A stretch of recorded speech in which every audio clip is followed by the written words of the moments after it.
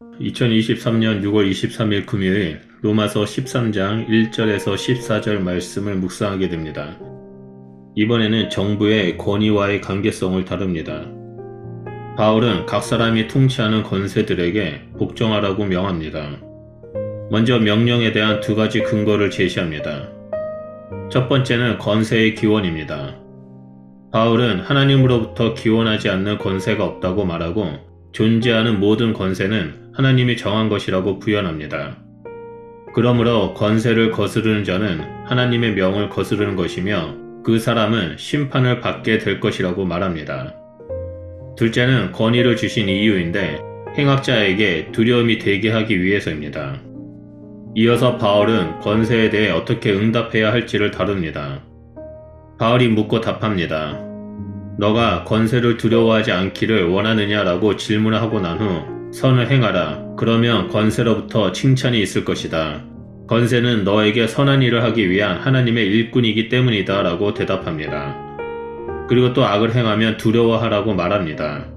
그 이유는 권세는 이유 없이 칼을 가지지 않았기 때문이며 하나님의 일꾼으로서 악을 행하는 자에게 하나님의 진노를 내는 보응자이기 때문입니다. 그렇기 때문에 5절의 진노뿐 아니라 양심 때문에 복종할 필요가 있다라고 강조합니다. 바울의 이러한 권면은 모든 시대와 정부 형태와 상관없이 절대적 규범을 말하는 것이 아닙니다.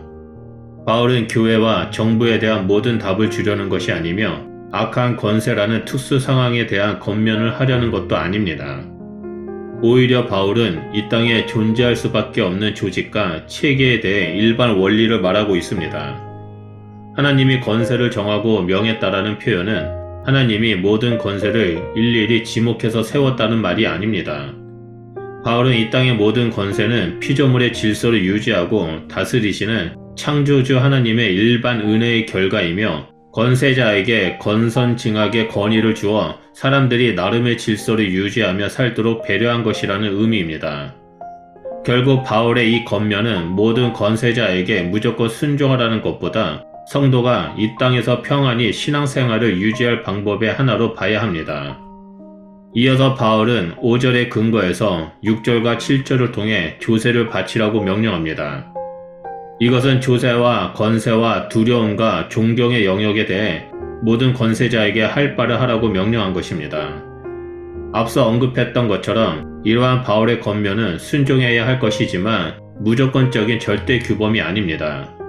그의 권면을 권선징악을 위해 권위를 부여받은 권세자가 그 일을 잘 수행하는 것을 전제로 하기 때문입니다. 이후 8절에서 10절에는 사랑과 율법에 대한 주제를 다룹니다. 사랑의 빚 외에는 아무에게든지 아무 빚도 지지 말라고 명령하고 그 이유를 다른 이를 사랑하는 자는 율법을 다 이루었기 때문이라고 말합니다.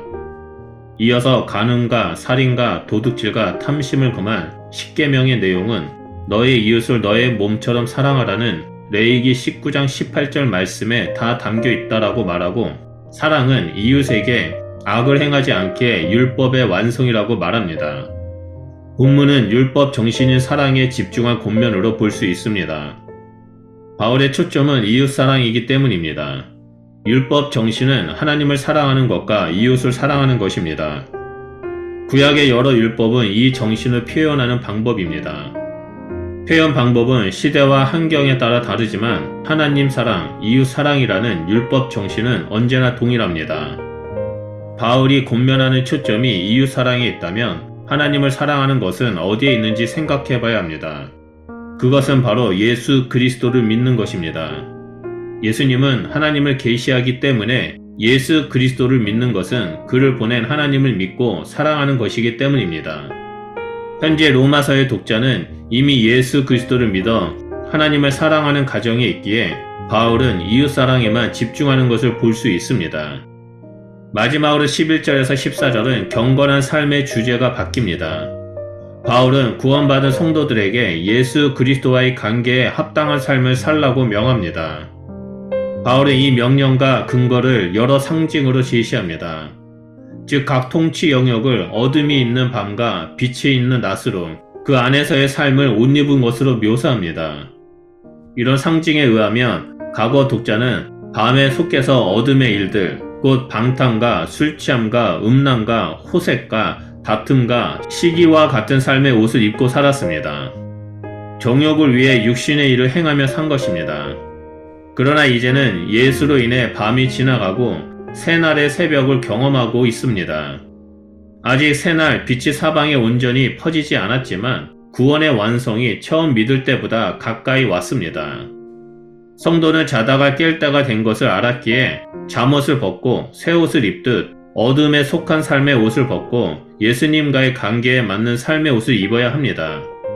이 가르침은 구원 얻은 성도의 삶 전체를 다룬다는 점에서 자기 몸을 거룩한 산 제물로 드리라는 로마서 12장 1절의 권면과 동일합니다. 우리는 이제 의의 옷, 빛의 갑옷을 입은 자가 되었습니다.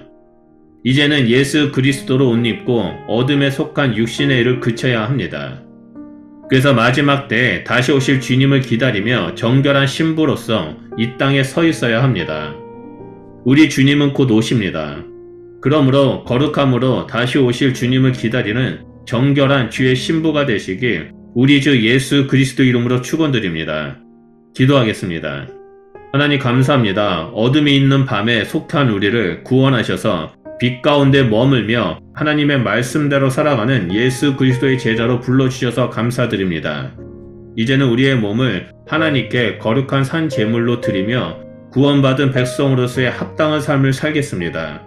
하나님, 우리의 삶을 통해 큰 영광 받아 주시고 우리가 이 땅에서 계속해서 다시 오실 주님을 기다리며 정결함 가운데 머무는 자가 될 수 있도록 성령 하나님, 우리의 삶을 다스려 주시고 주관하여 주시옵소서. 그래서 오직 하나님만을 사랑하고 하나님의 사랑으로 이웃을 사랑하며 이 땅에서 믿음의 길을 걸어가는 주의 백성이 될 수 있도록 함께하여 주시옵소서. 감사드리며 예수 그리스도 이름으로 기도드립니다. 아멘.